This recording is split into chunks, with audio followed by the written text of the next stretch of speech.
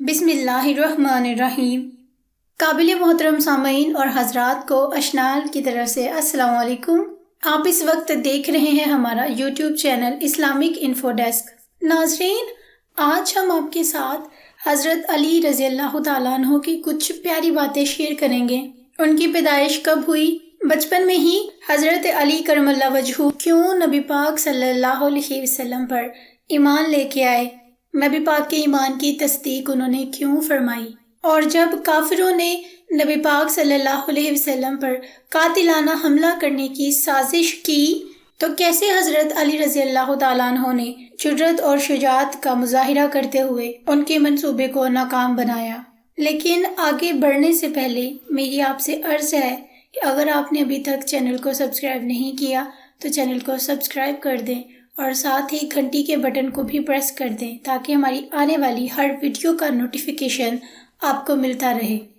امیر المومنین حضرت علی رضی اللہ تعالیٰ عنہ بنی ہاشم کے چشم و چراغ تھے۔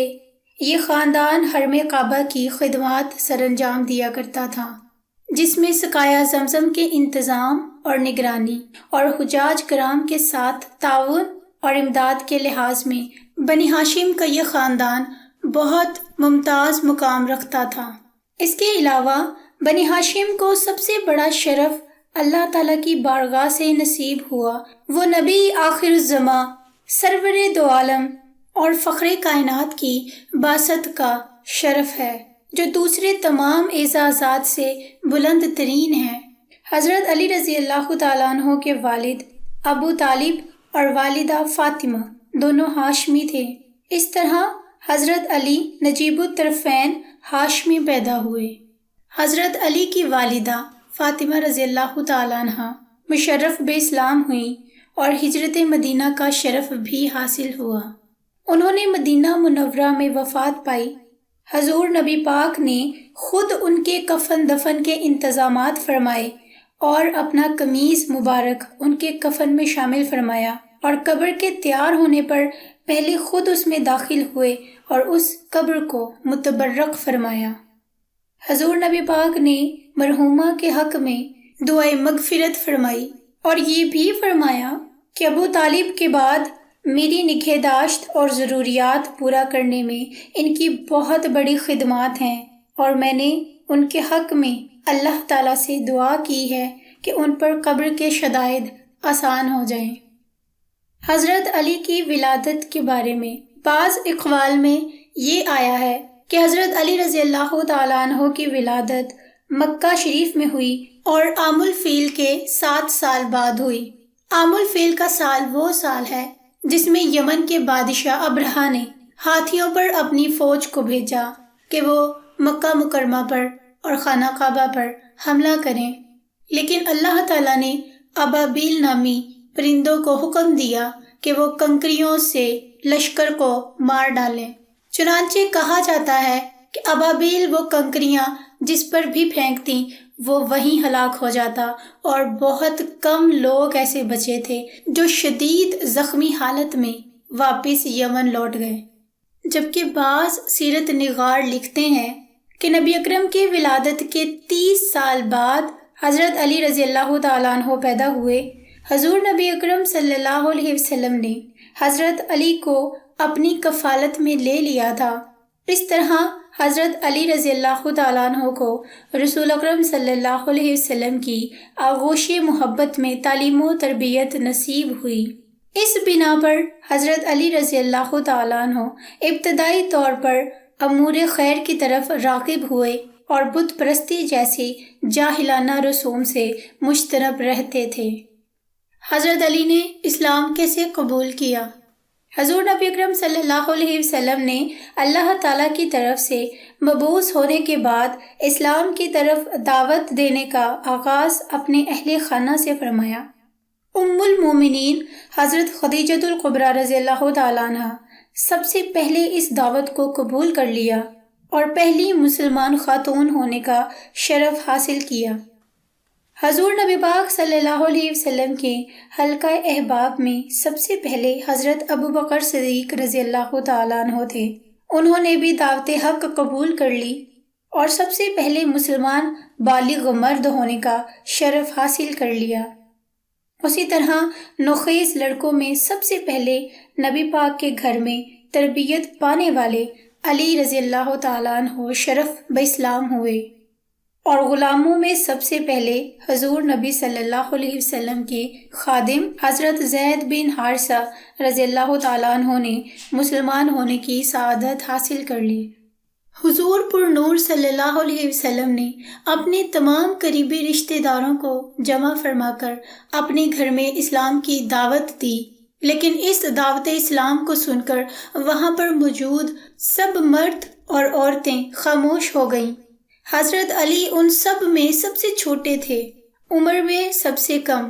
انہوں نے اٹھ کر کہا کہ گو میں عمر میں سب سے چھوٹا ہوں اور مجھے اشوک چشم کا عارضہ ہے اور میری ٹانگیں دبلی پتلی ہیں، تاہم آپ کا ساتھی اور دست بازو بنوں گا۔ حضور نبی کریم صلی اللہ علیہ وسلم نے فرمایا، بیٹھ جاؤ، تم میرا بھائی اور میرا وارث ہے، کیونکہ نبی پاک صلی اللہ علیہ وسلم نے حضرت علی کی تربیت کی تھی اور ان کی ذمہ داری لی تھی۔ حضرت علی نے بھی اس کا حق ادا کر دیا۔ اب بات کرتے ہیں حضرت علی رضی اللہ تعالیٰ عنہ کی اس جانثاری کی جس کا مظاہرہ انہوں نے نبی پاک کی ہجرت مدینہ کے وقت کیا۔ نبی کریم صلی اللہ علیہ وسلم کی مدینہ منورہ کی طرف ہجرت کے وقت حضرت علی رضی اللہ تعالیٰ عنہ کی عمر 23 سال تھی۔ سرور کائنات نے مشرکین مکہ کے محاصرے اور ان کے برے ارادوں کی اطلاع پا کر حضرت علی مرتضیٰ رضی اللہ تعالیٰ عنہ کو اپنے بستر پر استراحت کرنے کا حکم دیا، اور مکہ کے لوگوں کی امانتیں جو حضور صلی اللہ علیہ وسلم کے پاس رکھی گئی تھیں ان کے مالکوں کے سپرد کر دینے کی ہدایت فرمائی۔ اس شدید خطرے کی حالت میں حضرت علی رضی اللہ تعالیٰ عنہ حضور نبی کریم صلی اللہ علیہ وسلم کے بستر پر سکون و اطمینان کے ساتھ محو خواب ہو گئے۔ مشرکین مکہ یہ سمجھتے رہے کہ حضور نبی پاک صلی اللہ علیہ وسلم ہی اپنے بستر پر موجود ہیں۔ وہ علل صبح اپنے ناپاک ارادے کی تکمیل کے لیے اندر آئے تو یہ دیکھ کر حیران رہ گئے کہ حضور صلی اللہ علیہ وسلم کی جگہ آپ کا ایک جانثار اپنے آقا پر قربان ہونے کے لیے موجود ہے۔ درا حالی کہ حضور نبی کریم صلی اللہ علیہ وسلم حضرت ابوبکر صدیق رضی اللہ تعالیٰ عنہ کے ساتھ رات کے وقت ہی مدینہ منورہ کے لیے نکل چکے تھے۔ مشرکین اپنی اس غفلت کی بنا پر ایک دوسرے پر برہم ہوتے رہے اور حضرت علی رضی اللہ تعالیٰ عنہ کو چھوڑ کر اپنے اصل مقصود کی تلاش میں روانہ ہو گئے، یعنی نبی پاک صلی اللہ علیہ وسلم کی تلاش میں نکل پڑے۔ ادھر حضرت علی رضی اللہ تعالیٰ عنہ نبی اکرم صلی اللہ علیہ وسلم کے مکہ سے تشریف لے جانے کے بعد مکہ مکرمہ میں ہی رہے اور حضور نبی پاک صلی اللہ علیہ وسلم کی ہدایات کے مطابق لوگوں کی امانتیں ان کے سپرد کر کے اور لین دین کے معاملات سے فراغت حاصل کر کے تیسرے یا چوتھے دن مدینہ کی طرف روانہ ہو گئے۔ حضرت علی رضی اللہ تعالیٰ عنہ بہت ہی دلیر اور شجاع تھے، اور ان کی اسی دلیری اور شجاعت کی وجہ سے انہیں ایک نمایاں مقام ملا۔ حضرت علی رضی اللہ تعالیٰ عنہ نے کسی بھی حال میں نبی اکرم صلی اللہ علیہ وسلم کا ساتھ نہ چھوڑا، اور حضرت محمد مصطفیٰ صلی اللہ علیہ وسلم کو بھی حضرت علی بہت عزیز تھے اور انہیں اپنے بہت عزیز تر رکھتے تھے۔ ناظرین، آپ کو آج کی یہ ویڈیو کیسی لگی؟ اگر آپ کو ویڈیو پسند آئی تو اسے لائک، کامنٹ اینڈ شیئر بھی کر دیں۔ اپنی رائے کا اظہار کامنٹ سیکشن کے ذریعے کریں، اور اگر آپ کا کوئی سوال ہے یا آپ ہم سے کچھ پوچھنا چاہتے ہیں تو آپ کامنٹ باکس کے ذریعے ہم سے پوچھ سکتے ہیں۔ اس کے ساتھ ہی مجھے اگلی ویڈیو تک کے لیے دے اجازت۔ دعاؤں میں یاد رکھیے گا۔ فی امان اللہ۔